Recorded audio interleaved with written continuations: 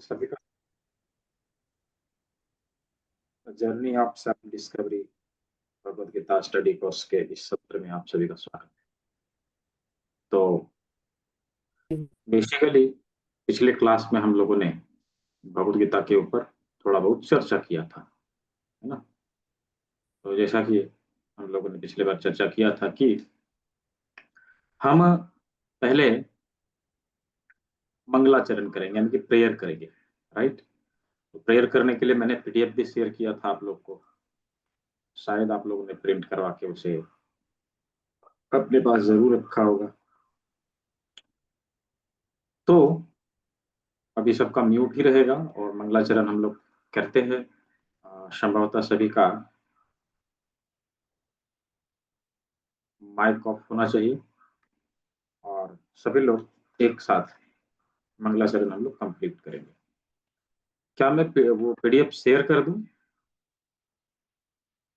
या सभी ने प्रिंट करवा लिया है?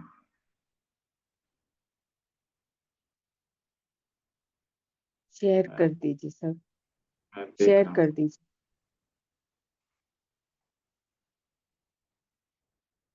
हाँ, जस्ट मिल गया।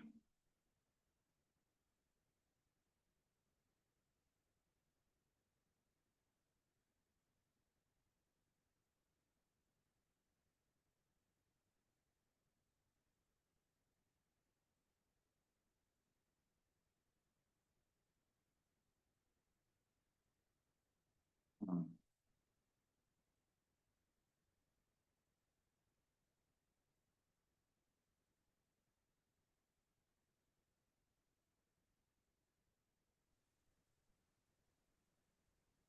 उम्मीद है सभी को दिखाई दे रहा होगा।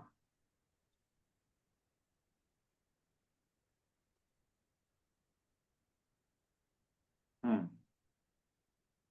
सभी लोग हाथ जोड़ लेंगे। ओम अज्ञानतिमिरान्धस्य ज्ञानाञ्जनशलाकया चक्षुरुन्मिलितं येन तस्मै श्रीगुरवे नमः। श्रीचैतन्यमनोभीष्टं स्थापितं येन भूतले स्वयं रूपः कदा मह्यं ददाति स्वपदान्तिकम्। वन्देऽहं श्रीगुरो श्रीयुतपदकमलं श्रीगुरून् वैष्णवांश्च श्रीरूपं साग्रजातं सहगण रघुनाथान्वितं तं सजीवं साद्वैतं सावधूतं परिजनसहितं कृष्णचैतन्यदेवं श्रीराधा कृष्णपादान् सहगण ललिता श्रीविशाखान्वितांश्च नमो विष्णुपादाय कृष्णपृष्ठाय भूतले श्रीमते भक्तिवेदान्त स्वामिनिति नामिने नमस्ते सारस्वती देवे गौरवाणी प्रचारिणे निर्विशेष शून्यवादी पाश्चात्य देशितारिणे नमो महावदन्याय कृष्ण प्रेम प्रदायते कृष्णाय कृष्ण चैतन्य नामिने गौरात्रिसे नमः।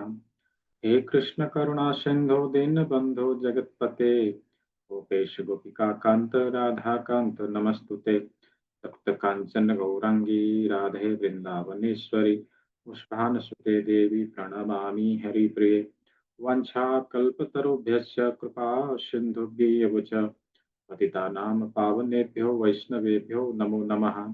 जय श्री कृष्ण चैतन्य प्रभु नित्यानंद श्री अद्वैत गदाधर श्रीवासादि गौर भक्तवृंद हरे कृष्ण कृष्ण कृष्ण हरे हरे हरे राम राम राम हरे हरे। मुखम करो वाचालम श्री गुरु श्री चैतन्य ईश्वरम परमानंद। हरि ओम। तो हम लोगों ने पिछले क्लास में गीता के ऊपर थोड़ा बहुत चर्चा किया था। हम लोगों ने ये देखा था आ, कि गीता में कितने श्लोक है, कहाँ लिखा गया, कैसे लिखा गया, इसके ऊपर चर्चा किया था। जस्ट हम लोगों ने पेज तैयार किया था। देखिए, गीता को पढ़ने से पहले, उसे शुरुआत करने से पहले हमें अवश्य ही उसके बारे में डीप नॉलेज लेना पड़ेगा। और यूं कहें, इसको देसी भाषा में समझने के लिए फसल की बुवाई कब की जाती है? मुझे लगता है मैक्सिमम लोग किसान होंगे। फसल की बुआई बुआई कब की जाती है, बताइए। जब जमीन को बहुत अच्छे से तैयार कर लिया जाता है तब। हाँ, जमीन को जब बहुत अच्छे से हम तैयार कर जमीन लेते हैं, तैयार होती। हाँ, तभी हम फसल की बुवाई करते हैं। एग्जैक्ट। हम जमीन रूपी हार्ट को जब तक हम उसके लिए तैयार नहीं करेंगे, तब तक हम उसे उसमें बोने का काम नहीं कर सकते। इसीलिए पहले जमीन को तैयार करना चाहिए। राइट। तो अभी हम लोग पहले हमारा हार्ट जो है उस अनुरूप, मतलब उसे लेने के लिए तैयार हो जाए, जो हम लोग पढ़ने वाले हैं, जो हम लोग समझने वाले हैं, एटलीस्ट उसके लिए हमारा हार्ट तैयार हो जाए। तो हृदय को तैयार करने के लिए हम लोग सभी चीजों को समझने का प्रयास करेंगे, जानने का प्रयास करेंगे। तो इसको हम लोग आगे पढ़े उससे पहले हम एटलीस्ट इसके सिद्धांतों के बारे में, गीता आखिर है क्या, किसने कहा है, गीता का महत्व क्या है, महात्म्य क्या है, बड़े बड़े महाजनों ने गीता के बारे में क्या बोला है, एटलीस्ट इन चीजों के बारे में हमें अवश्य ही जानकारी लेना चाहिए, समझना चाहिए। उससे होगा क्या कि हमारे अंदर इसके प्रति अच्छे भाव आने लगेंगे। और जब हमारे हृदय में अच्छे भाव आएंगे, उसके बाद हम यदि इसको पढ़ेंगे तो गीता के मूल तत्वों को हम समझ सकेंगे। अदरवाइज पढ़ते तो सभी हैं, लेकिन इसे समझना एक अलग बात है। पढ़ने का काम तो बहुत लोग करते हैं, लेकिन इसको एक्चुअल रूप में एज इट इज अपने अंदर उतारना हर कोई नहीं कर पाता। राइट। तो हम लोग आज उन चीजों के बारे में अच्छे से चर्चा करेंगे। तो चलिए, जैसा कि हम लोगों ने पिछले क्लास में क्यों पढ़ना है उसके ऊपर डिस्कस किया था, ये सब चीज हम लोगों ने देख लिया था। अब हम लोग गीता महात्म्य के ऊपर चलते हैं। देखिए, यूं तो जितने सारे वैदिक लिटरेचर है, जितने सारे हमारे शास्त्र हैं, उनको दो भागों में बांटा गया है। पहला भाग श्रुति शास्त्र, श्रुति, और दूसरा स्मृति शास्त्र। तो श्रुति और स्मृति, ये दो भागों में सारे लिटरेचर को बांटा गया। श्रुति शास्त्र मतलब क्या है? श्रुति शास्त्र में एज इट इज जो कोड वर्ड दिया है भगवान ने, जो भगवान ने बताया है, जैसे उसमें सारे वेदाज, उपनिषद, संहिताएं सब उसमें आते हैं। जो भगवान ने बताया है, जो एज इट इज उसको उसमें दिया गया है। जैसे इसको कलेक्ट करके व्यास देव ने हम सभी को दिया है। सभी कलेक्शन भगवान के द्वारा बताए हुए कोड को कलेक्ट करके, it's a collection of code, भगवान के द्वारा बताया हुआ सारा कोड है। ये श्रुति शास्त्र के अंदर आते हैं, श्रुति शास्त्र के अंदर आते हैं, जिसका कलेक्शन भगवान वेद व्यास ने करके हम सभी को रखा है। म्यूट रखेंगे सभी लोग, म्यूट रहेंगे, अच्छा रहेगा। ठीक है। दूसरा है स्मृति शास्त्र। स्मृति शास्त्र ये क्या है? ये केस स्टडी है, एग्जाम्पल्स, स्टोरी के द्वारा, स्टोरी के द्वारा ये सारी चीजों को हम समझने का प्रयास करते हैं, जानने का प्रयास करते हैं। इसमें भगवान की लीलाएं आती है, भगवान के गुणों के बारे में आता है, अलग अलग प्रकार के एक्सप्लेनेशन आता है। तो ये सारे पुराण, इतिहास, रामायण, ये सारे जो है स्मृति शास्त्र के अंदर आता है, स्मृति शास्त्र के अंदर आता है। तो दो कैटेगरी है सभी वैदिक लिटरेचर के। लेकिन जो श्रीमद् भगवत गीता है, श्रीमद् भगवत गीता है, ये चूंकि भगवान ने बताया है, इसीलिए क्या है? श्रुति शास्त्र है। और चूंकि महाभारत से आया है, इसलिए स्मृति शास्त्र है। तो दोनों ही है ये दोनों ही है, दोनों ही प्रकार से ये इसका जो महत्व है दोनों ही प्रकार से है, श्रुति शास्त्र के द्वारा भी और स्मृति शास्त्र के द्वारा भी। तो ये उसी प्रकार से है जैसे एक तालाब है ना, एक तालाब है, यहाँ पे देख रहे हैं आप लोग, तालाब है, तालाब में एक कमल खिला हुआ है। राइट। तालाब में एक कमल खिला हुआ है, और उस कमल के जो एसेंस है, सुगंध है, वो चारों ओर फैल रहा है, और उसके ऊपर कुछ भंवरे मंडरा रहे हैं, राइट, उसके ऊपर कुछ भंवरे मंडरा रहे। तो ये जो तालाब है, ये तालाब है, सारे वैदिक शास्त्र है, राइट, सारे वैदिक शास्त्र है। और इसमें जो कमल खिला हुआ है ये महाभारत है, राइट, ये महाभारत है। इसके जो एसेंस निकल रहे हैं, इसके जो सुगंध निकल रहे हैं, वो है भगवत गीता, राइट।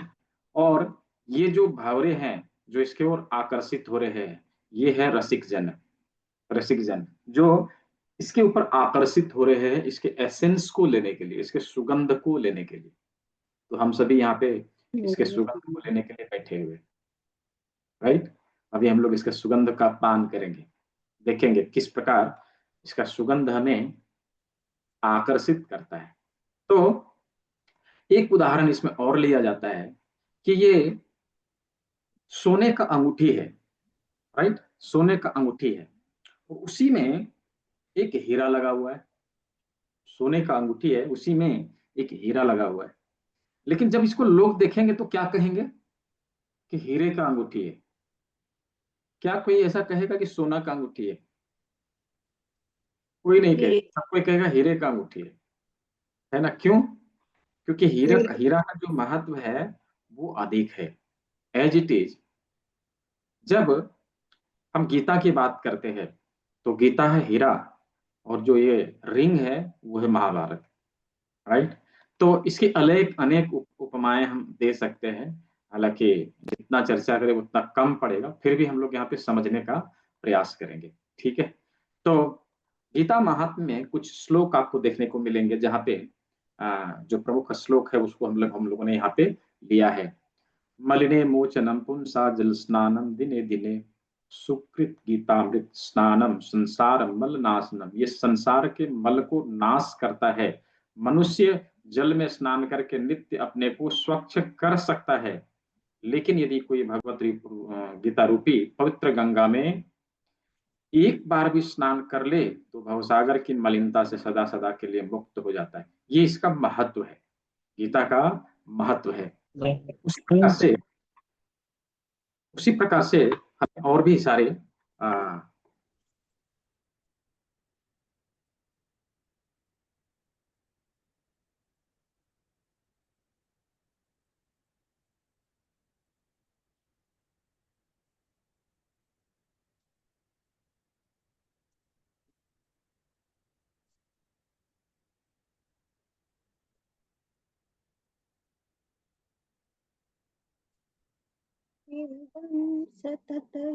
सततयुक्ताये तो इसी प्रकार से और भी सारे श्लोक हैं जो यहाँ पे दिया है। मैं श्लोका पढ़ता हूँ, कोई एक जन इसके ट्रांसलेशन को पढ़ेंगे। गीता सुगीता कर्तव्या किम मन्ये शास्त्र विस्तरे, या स्वयं पद्मनाभस्य मुखम पद्माद् विनिसृता। कोई पढ़ेंगे इसका ट्रांसलेशन? किसी को पढ़ना है? क्या लिखा हुआ है, पढ़िए। चूंकि भगवत भगवान मुख से निकले है,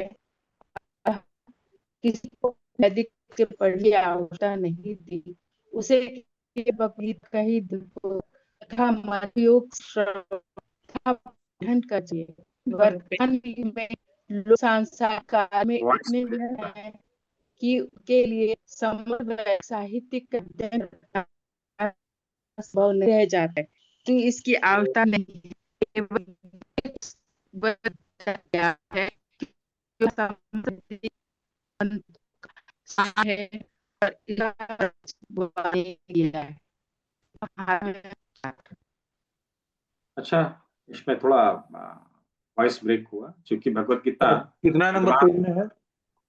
भगवान की मुख से निकली है। यह आमुख में, आमुख में मिलेगा।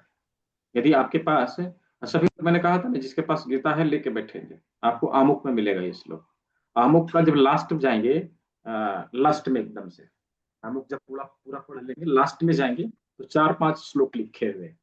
वहां पे यह जो है आपको मिलेगा, भूमिका में, सॉरी भूमिका में, भूमिका में, ठीक है। भूमिका के भूमिका लास्ट कहाँ पे पेज, है सर? भूमिका का लास्ट पेज, एकदम लास्ट पेज जाना है, उसमें मिलेगा। ठीक है, 1 मिनट। हाँ, भूमिका का लास्ट पेज में है।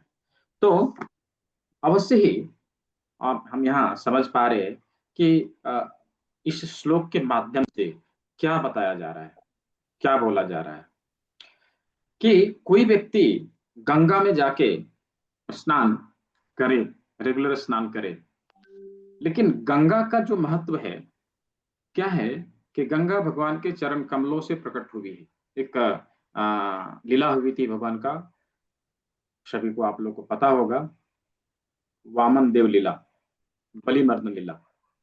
महाराज वाली के अहंकार को नष्ट करने के लिए उन्होंने वामन लीला किया था। तो उस समय उन्होंने अपने पैर से पूरे ब्रह्मांड को मापा था। जब पृथ्वी से ऊपर के भाग को उन्होंने मापा था तो उनका जो अंगूठा है वो ब्रह्मांड को छेद कर गया, भेद कर गया।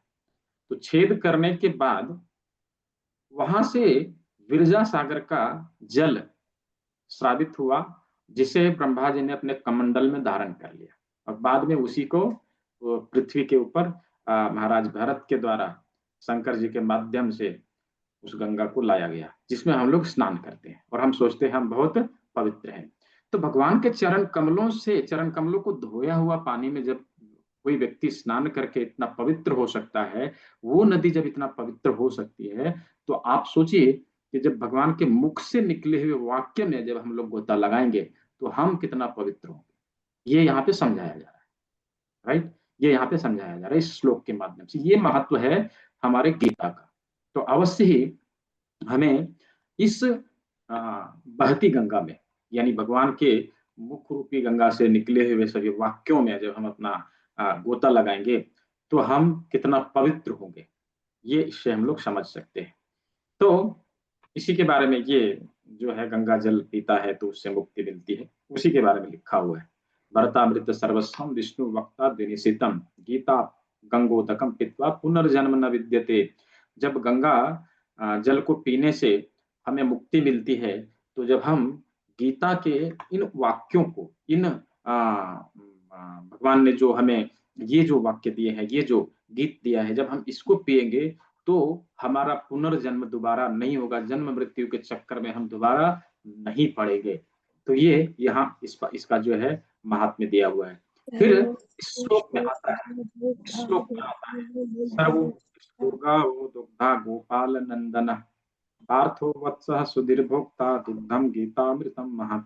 ये कह रहे हैं कि यह जो गीतोपनिषद है, क्योंकि गीता को उपनिषद भी कहा जाता है, यह जो गीतोपनिषद है यानी कि भगवत गीता, ये समस्त उपनिषदों का सार है, गाय के तुल्य है, और ग्वाल बाल के रूप में भगवान स्वयं विख्यात है और इस गाय को दूह रहे हैं, और अर्जुन बछड़ा के समान है और उस दूध को पीने का काम कर रहा है। मतलब जो सारे विद्वान हैं, शुद्ध भक्त है, पिता के अमृतमय दूध का पान कर रहे।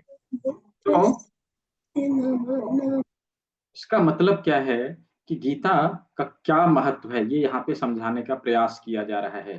कहा जाता है कि आज के युग में लोग इतने विक्षिप्त हैं कि कोई एक चीज ऐसा मिल जाए जहां पे हमें सभी चीजों का सार मिले, उसके लिए लोग जो है विक्षुब्ध हैं। लोग चाहते हैं कि हमें एक ही जगह पे सब कुछ मिले। तो इस श्लोक में वही चीज को बताया है, एकम शास्त्रम देव की पुत्र गीतम एको देवो देवो की पुत्र एवा एको मंत्रस्य तस्य नामानि यानि कर्मापेकम तस्य देवस्य सेवा। क्या लिखा हुआ है? आज के युग में लोग एक शास्त्र, एक ईश्वर, एक धर्म, एक वृत्ति के लिए अत्यंत उत्सुक है। अतएव एकम शास्त्रम देव की पुत्र गीतम, केवल एक शास्त्र भगवद गीता हो जो सारे विश्व के लिए हो, कितना अच्छा होगा। और एको देवो देव की पुत्र एवं, सारे विश्व के लिए एक ईश्वर हो भगवान श्री कृष्ण।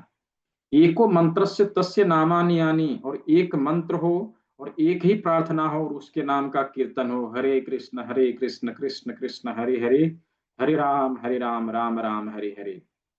कर्मापेकम तस्य देवस्य सेवा, और एक ही कार्य हो भगवान कृष्ण की सेवा। तो ये महात्म्य गीता के आपको भूमिका का अंतिम पेज में आपको मिलेगा। इसका मतलब क्या है कि ये समझाने का प्रयास कर रहा है कि जिस चीज को हम लोग पढ़ने के लिए जा रहे हैं उसका क्या वैल्यू है, उसका क्या महत्व है। अवश्य ही हम सभी को थोड़ा बहुत तो समझ में आया होगा। तो जैसा कि हम लोगों ने पहले चर्चा किया था कि भगवत गीता में 5 मुख्य विषयों के ऊपर चर्चा हुआ है।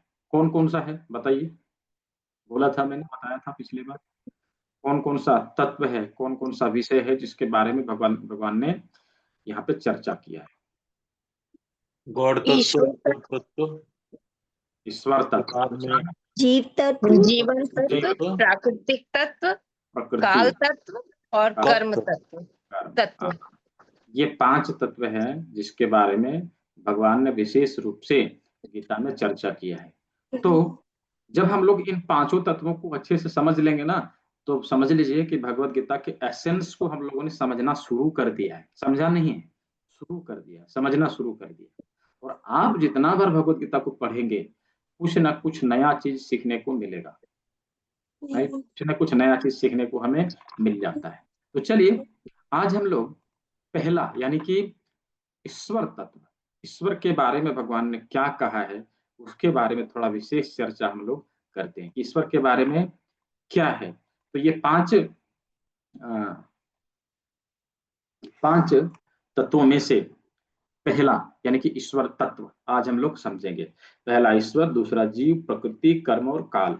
ये 5 तत्व हैं। 5 विषय के ऊपर विस्तार से चर्चा हुई है। हम लोग पहले को समझने का प्रयास करते हैं, फिर धीरे धीरे करके हम लोग बाकी 4 को भी समझने का प्रयास करेंगे। तो पहला, भगवान ने 10वें अध्याय के 8वें श्लोक में ये कहा है, अहम सर्वस्य प्रभवो मत्तः सर्वं प्रवर्तते इति मत्वा भजन्ते माम बुधा भाव समान्वितः। उन्होंने कहा है, मैं समस्त आध्यात्मिक और भौतिक जगतों का कारण हूँ। प्रत्येक वस्तु मुझसे ही उद्भूत है। जो बुद्धिमान यह भली भांति जानता है वह मेरी प्रेमा भक्ति में लगता है तथा हृदय से मेरी पूरी तरह मेरी पूजा में तत्पर रहता है। तो उन्होंने यहाँ पे बताया है हम इस चीज को कैसे समझें। उन्होंने ये चीज तो यहाँ बताया है, लेकिन हम इस चीज को कैसे समझें। देखिए अनेकों उदाहरण हमें मिल जाते हैं, अनेकों उदाहरण हमें मिल जाते हैं कि ये है क्या, कैसे है। लेकिन हम लोग अभी भगवान कृष्ण के पोजीशन को थोड़ा समझने का प्रयास करते हैं, राइट? भगवान कृष्ण के पोजीशन को थोड़ा सा समझने का प्रयास करते हैं, वास्तव में वो है कौन, कैसे है। ठीक है, थोड़ा सा क्या है, पहली बार देखेंगे थोड़ा सा अटपटा लग सकता है, लेकिन जब उसको अच्छे से समझने का प्रयास करेंगे तो पता चलेगा नहीं वास्तव में जो हम लोगों ने आज पढ़ा वो हमें पहले पहले नहीं पता था, राइट? मैंने भी पहले बार जब पढ़ा था तो मुझे लगा कि ये तो ऐसा है, मुझे पहले तो पता ही नहीं था। तो चलिए आज हम लोग भगवान कृष्ण के पोजीशन को समझने का प्रयास करते हैं। हम लोग देखने का प्रयास करते हैं कि किस प्रकार से भगवान कृष्ण का कैसा पोजीशन है, किस अनुरूप वो अपने लीलाओं का प्रदर्शन हम सभी के फायदे के लिए, हमारी भलाई के लिए करते हैं। तो चलिए एक एक करके हम लोग उसे देखने का, समझने का प्रयास करते हैं। जस्ट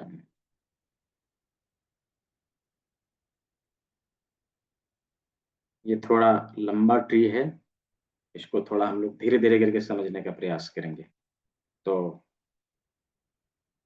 स्क्रीन शेयर कर दूं मैं। ये आप लोग को दिखाई दे रहा है?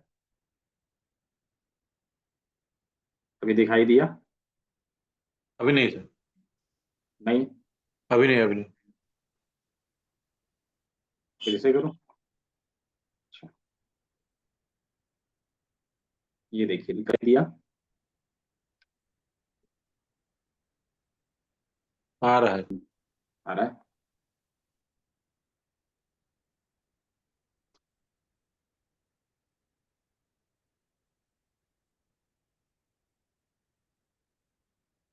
हाँ, अब दिख रहा होगा सभी को, है ना? अभी दिख रहा होगा सभी। तो ये भगवान कृष्ण का ट्री यानी कि विस्तार, वो कैसे कैसे विस्तार करते हैं कि इस अनुरूप हमारे यहाँ लीला करने के लिए और ये पूरे सृष्टि को अच्छे से चलाने के लिए किस तरह से वो हमारे संसार में आते हैं, उसको हम लोग थोड़ा सा समझेंगे। देखिए सबसे पहला विस्तार भगवान का यदि होता है तो वो है 10,000 बिलियन फॉर्म इन द रासलीला।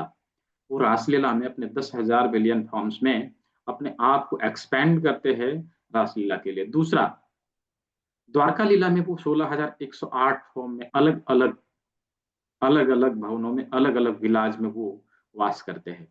तो ये दूसरा एक्सपेंशन है। और ये दोनों अलग हैं, लेकिन इनका जो सबसे पहला विस्तार होता है वो बलराम के रूप में और राधा रानी के रूप में। तो हम लोग यहाँ पे चूंकि भगवान का देख रहे हैं, शक्ति का हम लोग अभी यहाँ पे कुछ भी नहीं देख रहे, तो हम लोग यहाँ पे बलराम जी का एक्सपेंशन देखेंगे। सबसे पहला विस्तार उनका क्या हुआ? बलराम के रूप में। अब यही आगे चल के यही आगे चल के बलराम जी अपने आप को विस्तारित करते हैं वासुदेव, शंकरसन, प्रद्युम्न, अनिरुद्ध, 4 भागों में अपने आप को विस्तार करते हैं। और जब ये 4 भागों में अपने आप को विस्तार करते हैं तो इससे बोला जाता है प्रथम चतुर्व्यूह, फर्स्ट चतुर्व्यूह। 4 अलग अलग भागों में अपने आप को विभाजित किया। और यही आगे चल के जब भगवान राम की लीला होती है उस समय यही चारों आके चारों भाई के रूप में प्रकट होते हैं, राम, लक्ष्मण, भरत और शत्रुघ्न के रूप में। फिर आगे चल के शंकरसन के द्वारा, जो यानी कि जो लक्ष्मण जी बने थे, उन्हीं के द्वारा एक और एक्सपेंशन होता है जिसे हम लोग बोलते हैं नारायण। नारायण, तो नारायण का जो हम लोग नारायण नारायण जो करते हैं नारद जी, तो नारायण का जो एक्सपेंशन है वो प्रथम चतुर्व्यूह के संकर्षण के द्वारा, प्रथम चतुर्व्यूह के संकर्षण के द्वारा अपने आप को एक्सपेंशन करने के बाद होता है। तो यहाँ पर नारायण जी आते हैं। ठीक है।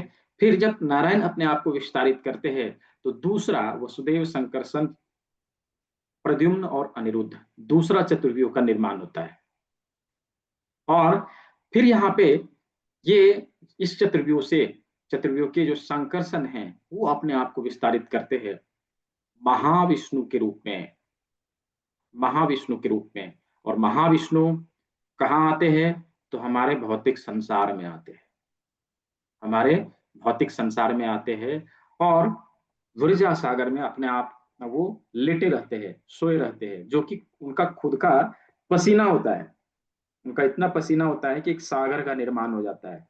और जब वो सांस छोड़ते हैं, जब सांस छोड़ते हैं, उनके सांस के बबल से अलग अलग यूनिवर्स का निर्माण होता है, ब्रह्मांड का निर्माण होता है। और फिर महाविष्णु अपने आप को विस्तारित करके उन बबल्स में जाते हैं, जिनका नाम पड़ता है गर्भोदक्षाई विष्णु।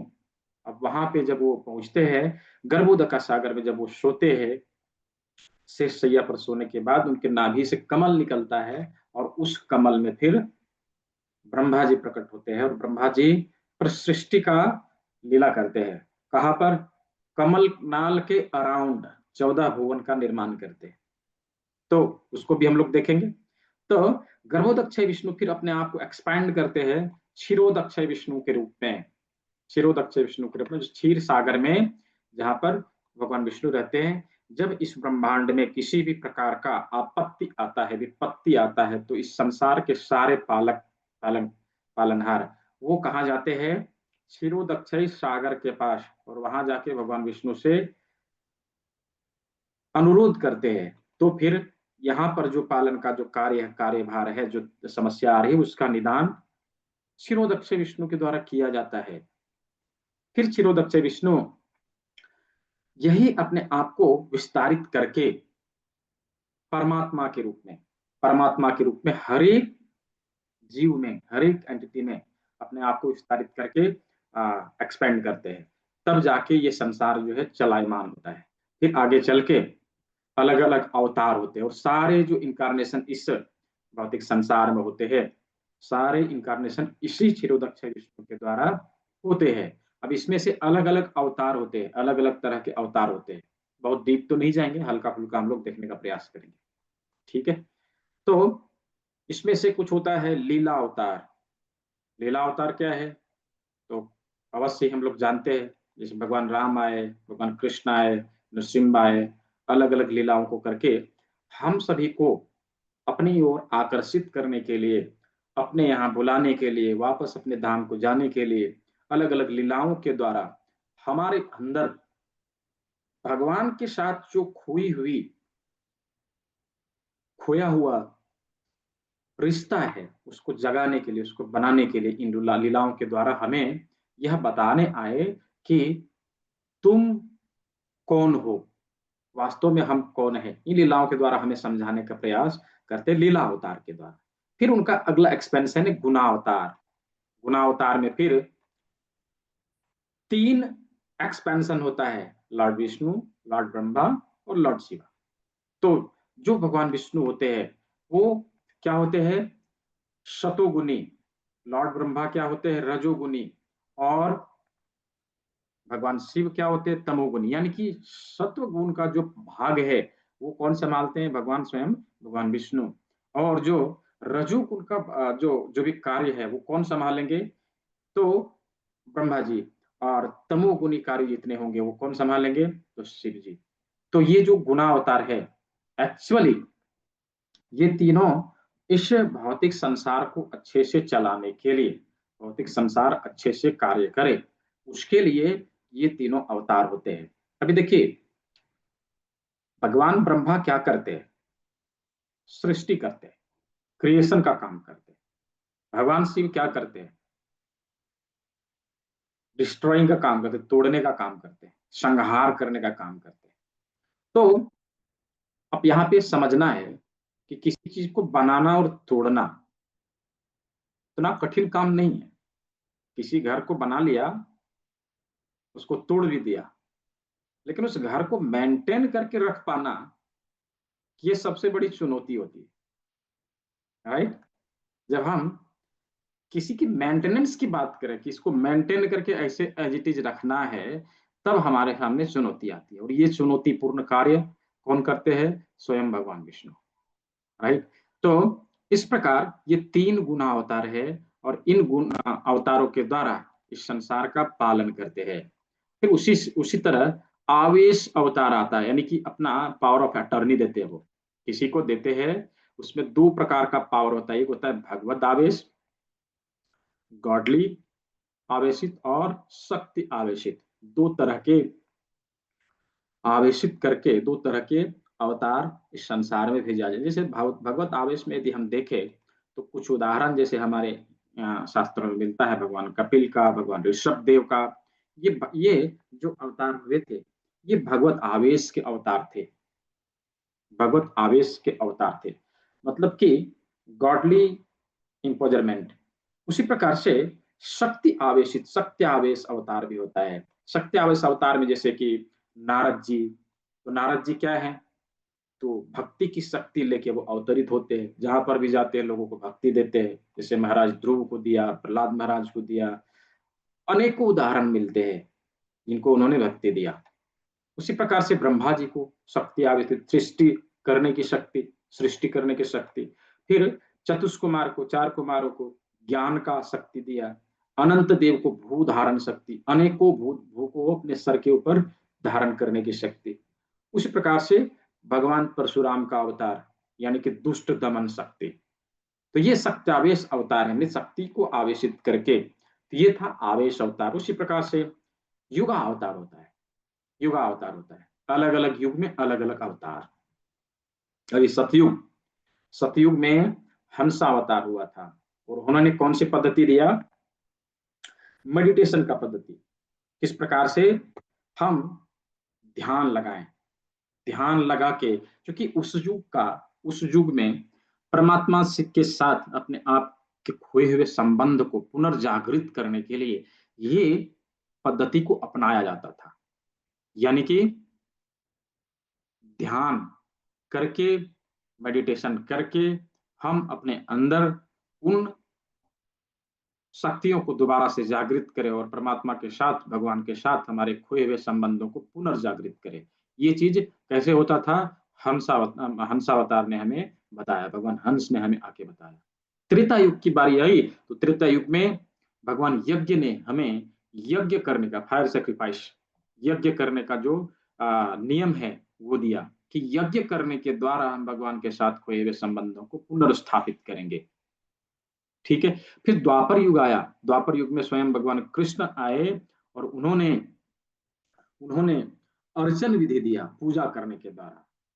पूजा करने के द्वारा अर्चन विधि से हम भगवान के साथ खोए हुए संबंधों को पुनः स्थापित करेंगे। और कल युग में श्री चैतन्य महाप्रभु आज से विगत 500 550 साल पहले वो आए और युग धर्म, खास करके कलयुग के युग धर्म को दिया उन्होंने। नाम संकीर्तन के द्वारा हम भगवान के साथ खोए हुए संबंधों को पुनर्स्थापित कर सके। राइट। तो अभी हम लोगों ने एक बहुत बड़ा ट्री देखा। राइट, बहुत बड़ा ट्री देखा। अभी इसको छोटा करके मैं दिखाऊं तो बहुत बड़ा दिखेगा। जस्ट मैं छोटा करके दिखाता हूँ। ये देखिए, ये देखिए, ये ट्री है। राइट। तो ये पोजीशन है, ये पोजीशन है भगवान कृष्ण का, जो भगवद गीता हम लोग पढ़ने जा रहे हैं उन्होंने बोला है। राइट, उन्होंने बोला है। तो इसका क्या महत्व है, क्या इंपॉर्टेंस है, हम इसे समझ सकते हैं। तो ये थोड़ा सा मैंने अभी यहाँ पे ब्रीफ किया, थोड़ा सा आप लोग को समझाने का प्रयास किया। मुझे लगता है कि कुछ लोगों को समझ में भी आया होगा। राइट। अभी वही भगवान आगे चल के क्या कहते हैं, अर्जुन को बताते हैं। क्या बताते हैं ये देखिए।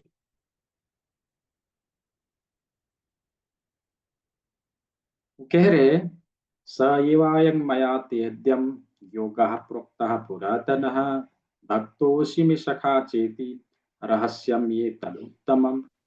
क्या कह रहे हैं, आज मेरे द्वारा वही प्राचीनतम योग यानी परमेश्वर के साथ अपने संबंध का विज्ञान तुमसे कहा जा रहा है, क्योंकि तुम मेरे भक्त तथा मित्र हो। अतः तुम इस विज्ञान के दिव्य रहस्य को समझ सकते हो। यानी क्या है, जो हम लोग पढ़ने जा रहे हैं वो एक रहस्य है। ऐसे सांसारिक कहानी नहीं है जो हम लोग पढ़ के तुरंत समझ लेंगे। राइट। कितने लोगों ने जीवन का जीवन लगा दिया इसे समझने के लिए। तो ये रहस्य है। तो हम लोग इसे कैसे समझेंगे, आचार्यों के माध्यम से, जिन्होंने अपना जीवन लगाया है और उन्होंने इसका तात्पर्य हमें दिया है, उसके अनुसार हम समझने का प्रयास करेंगे। अपने से नहीं, खुद की बुद्धि से नहीं, क्योंकि हमारी बुद्धि से ये समझ में आने वाला नहीं है। ठीक है। तो थोड़ा सा चीज मैंने बताया। अभी थोड़ी बहुत चर्चा और होनी है। तो जब हम लोग उन चर्चाओं को करेंगे तो हम, यानी कि मुझे लगता है कि एक क्लास या 2 क्लास और होगा, उसके बाद हम लोग गीता में एंटर करेंगे। ठीक है। तो मुझे लगता है कि थोड़ी बहुत चीजें आप लोग को समझ में आया होगा। अभी किसी का प्रश्न है तो पूछ सकते हैं।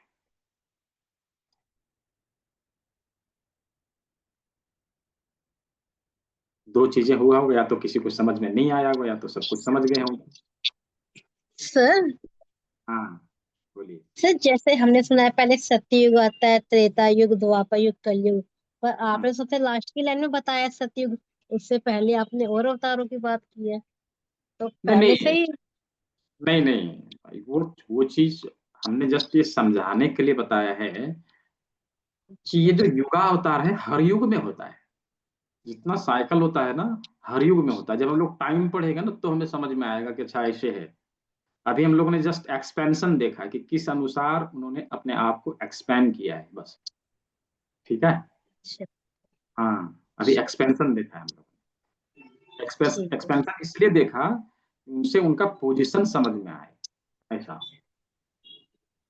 अच्छा, ठीक है।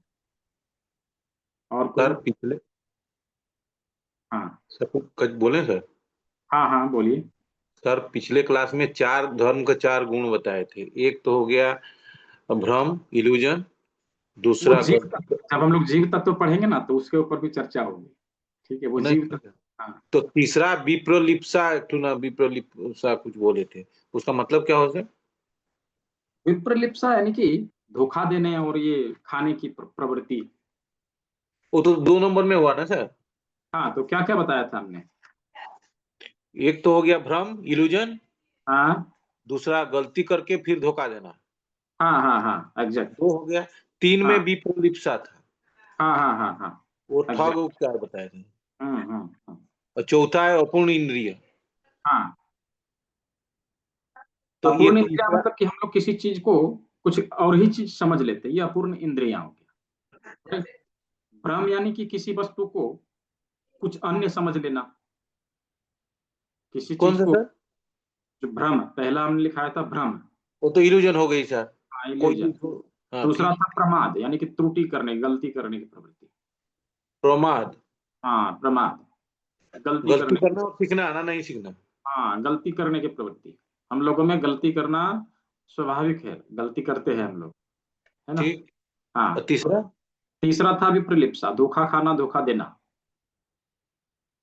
अच्छा, धोखा खाना, धोखा देना। हाँ, कि हमारे अंदर इनबिल्ट है, हम लोग करते हैं। धोखा भी खाएंगे भी, धोखा देना भी है। हाँ, राइट। तो उससे बचने के लिए हमें गीता के संबंध का ज्ञान हमें आवश्यक है। यदि हम लोगों ने समझ लिया कि हम लोग कौन है और क्या हमारा कर्तव्य है, तो हम इससे बच पाएंगे। और अगला और आता है, चौथा हाँ, चौथा आता है अपूर्ण। करना पड़ता, अपूर्ण इंद्रिय। अपूर्ण वो क्या होता है सर? अपूर्ण इंद्रियां, जैसे कि हम किसी भी चीज को समझ नहीं सकते, हमारा दिमाग जो है पूर्ण रूप से किसी भी चीज को नहीं समझ सकता है। समझने के लिए बहुत सारे एग्जाम्पल्स लेने पड़ते हैं, बहुत सारा दिमाग लगाना पड़ता है, कुछ लोगों से समझना पड़ता है, किताब पढ़ना पड़ता है, इधर उधर देखना पड़ता है, तो हम लोग जाके थोड़ा बहुत समझ पाते हैं। तो ये क्योंकि हम, हमारा दिमाग पूरी तरह से विकसित नहीं है, इसीलिए तो हम नहीं समझ अच्छा, पाते। छोटा वाला दिमाग है। हाँ, किसी चीज को देखकर हम उसका वास्तविक रूप को हम नहीं समझ पाते। जैसे हम लोगों ने क्या उदाहरण दिया था, पिछले बार एक दिया था ना, वो भैंस के पूंछ वाला उदाहरण, याद है? भैंस के पूंछ वाला उदाहरण, दूर आपने से कहा था देखा तो, लड़की की चुटुमिया कि लड़की हाँ की चुट। हाँ, दूर से क्या देखा सर? तो, एक एक किसी ने शायरी बोला था कि दूर से देखा तो लड़की बाल सहला रही थी, पास जाकर देखा तो भैंस पूंछ हिला रही थी। मैं तो चिढ़ा ये रही थी। हमारे आंखों का हाल है भाई। तो ये सत्य है, वास्तव में सत्य है कि दूर से देखने के बाद कुछ और ही दिखता है, जब पास जाके हम लोग देखते तो समझ में आता, ये नहीं, ये ऐसा है।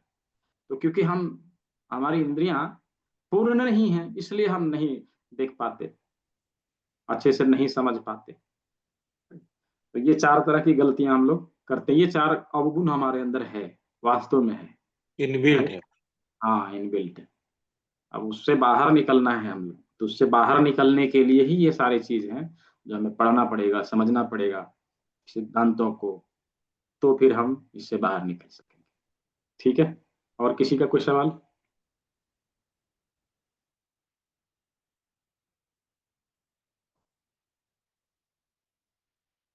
वो कभी निकला नहीं है, मुझे लगता है कल भेजेगा।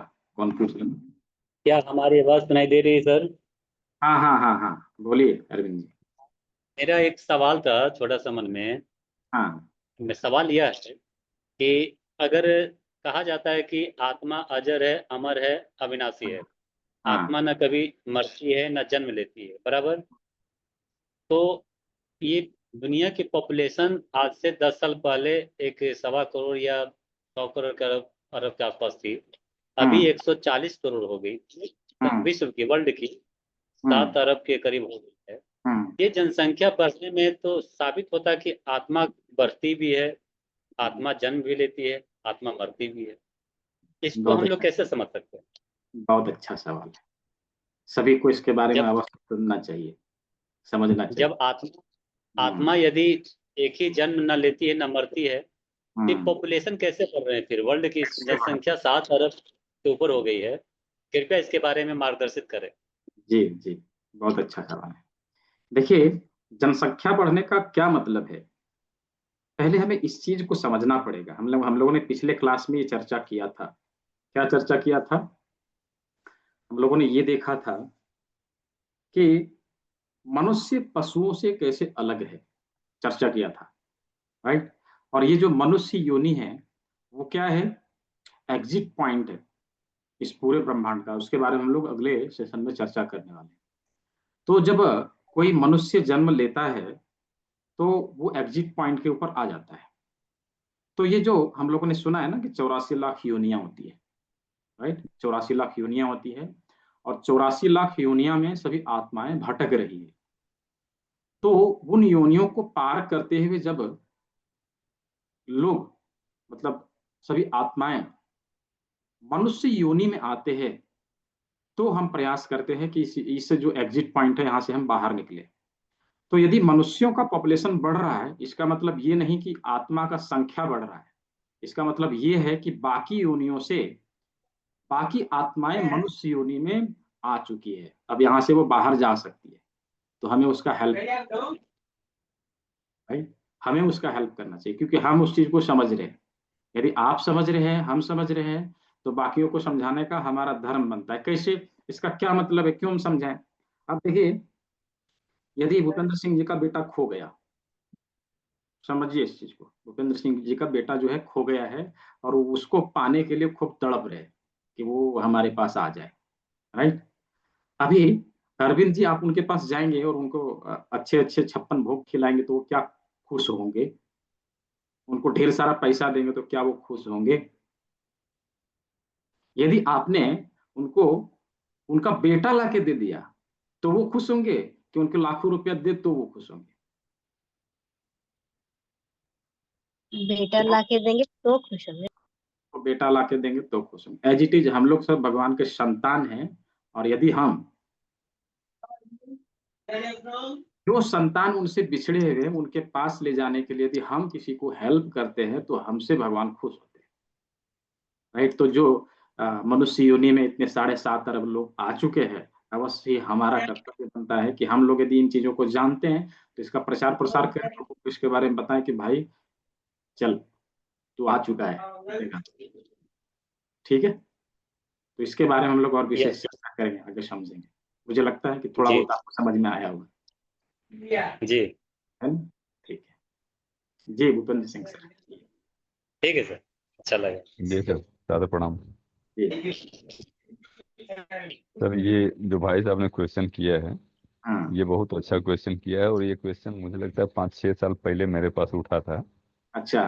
तो अब इसमें जैसे पॉपुलेशन कम थी, तो हमारी एरिया भी कम थी, जैसे मकानों की संख्या गांवों में कम थी, हमने हम्म नए मकान बनाए, उसमें कितने कीड़े मकोड़ों को मार दिया। हम्म अभी हम लोग जैसे जो फंगस हैं, वायरस हैं, बैक्टीरिया हैं, वो भी तो जीव ही हैं। सब जीव है। जो हम फंगिसाइड यूज कर रहे हैं, तो हम उनको मुक्त करते जा रहे हैं, और वो उनकी अब मुक्ति का मार्ग खुला है कि मनुष्य योनि में जाओ और अपनी हम्म मुक्ति का मार्ग ढूंढो। मुझे यही हम्म समझ में आता है कि उनकी संख्या हम कम करते जा रहे हैं, जैसे डायनासोर वगैरह थे सब लापता हो गए, तो उनकी हम्म हम संख्या को कम करते जा रहे हैं और मनुष्यों की संख्या बढ़ते जा रही है। लेकिन हम्म मुझे लगता है कि उसमें रत्ती भर अंतर नहीं आया, जितनी आत्मा पहले थी उतनी ही आज भी है। वैसे ही, सेम ऐसे ही है। अभी हम लोग कितना जानते हैं? हम लोग तो अपने यूनिवर्स के बारे में चर्चा करते हैं और अपने यूनिवर्स के बारे में जानते हैं, लेकिन ऐसे करोड़ों यूनिवर्स है, और हम लोग जहाँ हैं, जिस यूनिवर्स में है, ये सबसे छोटा यूनिवर्स है। तो आप समझ सकते हैं कि जब सबसे छोटा यूनिवर्स इतना विशाल है, जिसकी हम कल्पना नहीं कर सकते, तो जो बड़ा यूनिवर्स होगा उसका कल्पना हमारे कल्पना से भी परे है, हम लोग उसके बारे में नहीं सोच सकते। तो ऐसा नहीं है कि हम लोग जिस यूनिवर्स में रहते हैं, यहाँ पर हम पृथ्वी में रहते हैं, उसमें भी हम लोग पृथ्वी में रहते हैं। पृथ्वी में 7.5 अरब लोग देख रहे हैं, तो इतना ही, इतनी केवल इतनी आत्माएं नहीं हैं। कितनी आत्माएं हैं हम उसके बारे में नहीं सोच सकते, हम उसके बारे में दिमाग भी नहीं लगा सकते कि कितने होंगे एक्चुअल में। तो ये सब चीज हमारे कल्पना से परे, हम लोग तब समझेंगे जब हम इस अपूर्ण इंद्रियों से छुटकारा पा लेंगे, जब हमारी इंद्रियां पूर्ण होगी, हमें समझ में आने लगे भगवान के कितने सारे सेवक हैं, ऐसा। ठीक है, तो धीरे धीरे समझ में आएगा, और भी चीजों को जब हम लोग देखने लगेंगे, समझने लगेंगे, तो समझ में आएगा। तो आप लोग से एक रिक्वेस्ट है, आप लोग क्लास को ज्वाइन कर रहे हैं, चीजों को सीख रहे हैं, 2 लोगों को 4 लोगों को अवश्य इनवाइट करिए, उनको ज्वाइन कराइए। क्योंकि जब एग्जिट पॉइंट पर पहुंचा है, तो थोड़ा और उसे धक्का लगा के पुशअप करके हम जब सीख रहे हैं, तो लोगों को भी सिखा दे। ठीक है, तो कोशिश करना है कि कम से कम 1 लोग हमारे साथ और ज्वाइन कर ले। ठीक है, तो अगले क्लास से मैं आशा रखता हूँ कि सर, एक आपके क्वेश्चन साथ। और करें? क्यों नहीं, एकदम करिए। प्रारब्ध वर्ड क्या होता है, थोड़ा सा बताएंगे? मतलब सही सही मतलब क्या होता है? हाँ, ऐसे तो जानते हैं थोड़ा बहुत कि जो पूर्व जन्म का हम लोग जो करते हैं उसका जो होता है। मान लीजिए आप कोई भी जो मतलब मनुष्य प्रारब्ध में उसको बोलना है कि भोगना है, तो उसका अगर आप उसको निराकरण करते हैं, उसका आप जैसे स्वामी कौन सा है विवेकानंद के गुरु जो थे, वो उनका कैंसर को जो है ले लिए थे, जो सुनते हैं सर, का पढ़े भी है थोड़ा बहुत, तो वो तो मतलब ये जो प्रारब्ध है ना, मतलब जब हम लोग कर्म पढ़ेंगे ना तो वहां पे इसके ऊपर विस्तार में चर्चा होगा। क्या है कि बहुत सारी चीजें हैं जो हम लोग के मन में आता है, लेकिन जब स्टेप बाय स्टेप हम लोग धीरे धीरे आगे बढ़ने लगेंगे तो उसके बारे में समझ में आने लगेगा कि प्रारब्ध क्या होता है, सुषुप्त क्या होता है, जागृत क्या होता है, धीरे धीरे सब समझ में आने लगेगा। ठीक है। तो प्रारब्ध एक प्रकार का कर्म है, कर्म का एक प्रकार है प्रारब्ध, जो धीरे धीरे करके वो सुषुप्त में रहता है, प्रारब्ध में आता है, जागृत में होता है, अलग अलग उसका फॉर्म है। वो हम लोग आगे जब कर्म वाला जो पांचवा, इसमें हम लोगों ने देखा ना, ईश्वर, जीव, प्रकृति, काल और कर्म, कर्म और काल, तो कर्म चौथा, एक्चुअली चौथा। तो चौथा जब हम लोग देखेंगे, चौथा पॉइंट यानी कि कर्म, वहां पे इसके ऊपर विस्तार से चर्चा हुआ है। ठीक है। सर आप मेडिटेशन भी करवाओगे हमें? हाँ, आप हमें मेडिटेशन भी करवाओगे? मेडिटेशन करना है तो करवा देंगे। मेडिटेशन का टाइमिंग होता है सुबह में। हाँ हाँ, तो सुबह करना होगा, अर्ली मॉर्निंग 5 बजे सब सो के उठ जाएंगे, तैयार हो जाएंगे, नहा धोवा के बैठ जाएंगे, तो मैं आ जाऊंगा हाँ। ऑनलाइन। ठीक है। 5 बजे होती है रोज के रोज, तो उसे ज्वाइन कर सकते हैं। 6 बजे भी होती है, 6 बजे वाला ज्वाइन कर सकते हैं। ठीक है। तो कौन से लिंक पे होती है मेडिटेशन? लिंक चाहिए तो मैं दे दूंगा, 6 बजे होती है चलिए। ठीक है। ठीक है सर, दे दूंगा। हाँ